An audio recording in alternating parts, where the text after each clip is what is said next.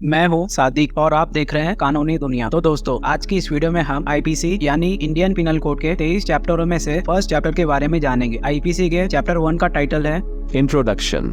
इसमें 1 से लेके 5 सेक्शन आते हैं। तो अब हम इस वीडियो की शुरुआत सेक्शन 1 से करेंगे। इंडियन पिनल कोड के सेक्शन 1 का टाइटल है title and extent of operation of the code और description. This act shall be called the Indian Penal Code and shall extend to the whole of India except the state of Jammu and Kashmir। जिसे अगर मैं आपको आसान और simple लफ्जों में बताऊँ तो सेक्शन 1 जो कि सभी 511 सेक्शन का हिस्सा है, उन सभी 511 सेक्शन यानी धाराओं को क्या कहा जाएगा, ये कहाँ और किन जगहों पर लागू होगा, इसके बारे में हमें सेक्शन 1 बताता है। ये सभी 23 चैप्टर और 511 सेक्शन 1860 में ब्रिटिश हुकूमत के दौरान इंडिया में बने थे, तो इसलिए इसे इंडियन पिनल कोड 1860 कहा जाता है और कहा जाएगा। इंडियन पिनल कोड पहले जम्मू और कश्मीर को छोड़कर पूरे भारत में लागू था और जम्मू और कश्मीर में आरपीसी यानी रणवीर पिनल कोड लागू हुआ करता था। 5 अगस्त 2019 को आर्टिकल 370 के हटने के बाद जम्मू और कश्मीर में आरपीसी की जगह आईपीसी लागू हुआ। तो ये है सेक्शन 1। देन नेक्स्ट है सेक्शन 2। इंडियन पिनल कोड के सेक्शन 2 का टाइटल है punishment of offence committed with in India और description. Every person shall be liable to punishment under this code and not otherwise for every act or omission contrary to the provisions thereof, of which he shall be guilty within India।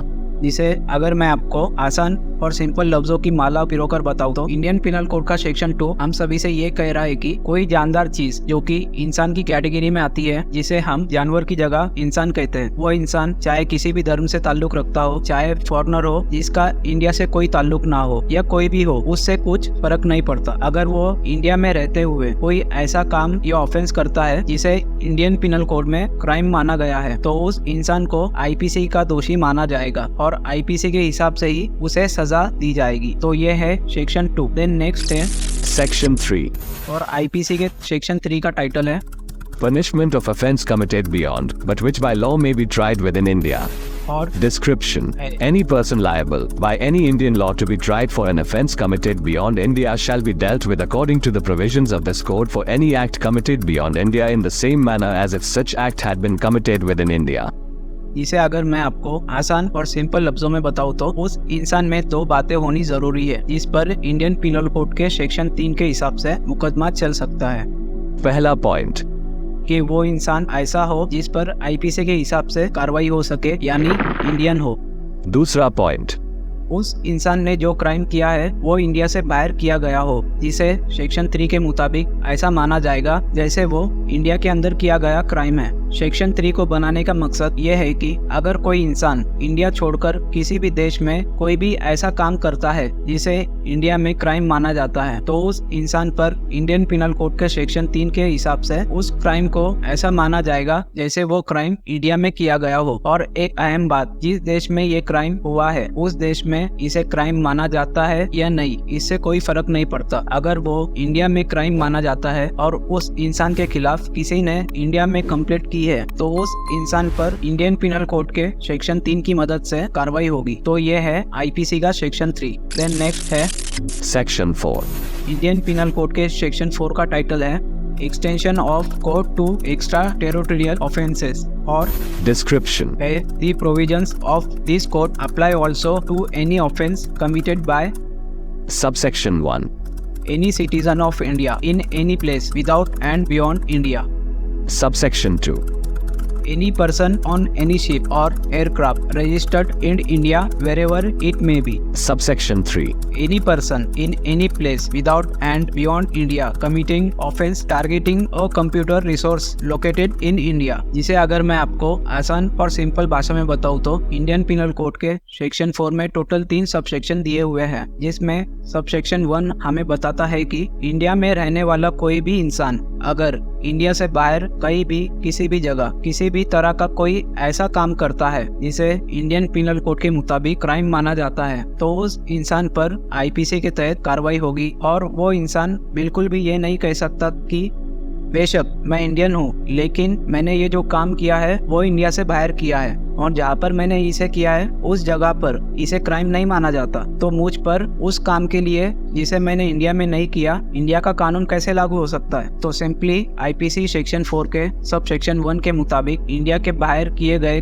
किसी काम की वजह से आप पर मुकदमा चलाने के लिए आपका इंडियन होना और कोई ऐसा काम करना इसे इंडियन पिनल कोड के मुताबिक क्राइम या अपराध माना जाता है, चाहे वो उस जगह के लिए क्राइम ना हो, इस जगह पर ये काम हुआ है काफी है। तो ये है सेक्शन 4 का सब सेक्शन 1। देन नेक्स्ट है Subsection 2. आईपीसी सेक्शन 4 का सब सेक्शन 2 कहता है कि अगर कोई ऐसा शिप या एयरक्राफ्ट जो कि इंडिया में रजिस्टर्ड है और वो चाहे जमीन छोड़कर आसमान में उड़ रहा है, पानी में तैर रहा है, अगर वो हवा वो पानी इंडिया का ना भी हो, चाहे वो अमेरिका के हो या तो चाइना के हो, वो शिप या एयरक्राफ्ट जो कि इंडिया में रजिस्टर्ड है, उस पर दुनिया के किसी भी कोने में कोई ऐसा काम होगा जो कि क्राइम है, तो उसे जिसने भी किया है वो चाहे अमेरिकन हो या चीनी हो, वो सिर्फ इंसान की कैटेगरी में आना चाहिए, तो उस पर भारत के कानून के तहत मुकदमा चल सकता है। और एक बात दोस्तों, अक्यूज यानी आरोपी जिसने क्राइम किया है और विक्टिम यानी पीड़ित जिसके साथ क्राइम हुआ है, दोनों अगर इंडियन सिटीजन ना भी हो लेकिन उन्होंने इंडिया में रजिस्टर्ड किसी शिप या एयरक्राफ्ट पर कोई ऐसा काम किया हो जो कि क्राइम है, तो उन पर इंडियन पिनल कोड के हिसाब से मुकदमा चल सकता है। तो ये है आईपीसी के सेक्शन 4 का सब सेक्शन 2। देन नेक्स्ट है Subsection 3. सब सेक्शन 3 के मुताबिक कोई भी ऐसी जानदार चीज जो कि खुद को इंसान कहती है, अगर वो इंडिया छोड़कर दुनिया के किसी भी देश या जगह से किसी ऐसे कंप्यूटर रिसोर्स को हैक करता है जो कि इंडिया में लोकेटेड है, यानी जिस कंप्यूटर को हैक किया है वो इंडिया में है, और जिसने भी इसे हैक किया है वो अगर डाटा चुराना, डाटा बेचना, ब्लैकमेलिंग जैसे कोई भी काम करता है जो कि क्राइम की कैटेगरी में आता है, तो वो चाहे दुनिया के किसी भी कोने में रहता हो तो उस पर इंडियन लॉ के मुताबिक कार्रवाई होगी। तो ये है आईपीसी सेक्शन 4 का सब सेक्शन 3। देन नेक्स्ट है Section 5.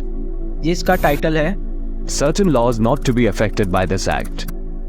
Description. है Nothing in this act shall affect the provisions of any act for punishing mutiny and desertion of officers, soldiers, sailors or airmen in the service of the government of India or the provision of any special or local law.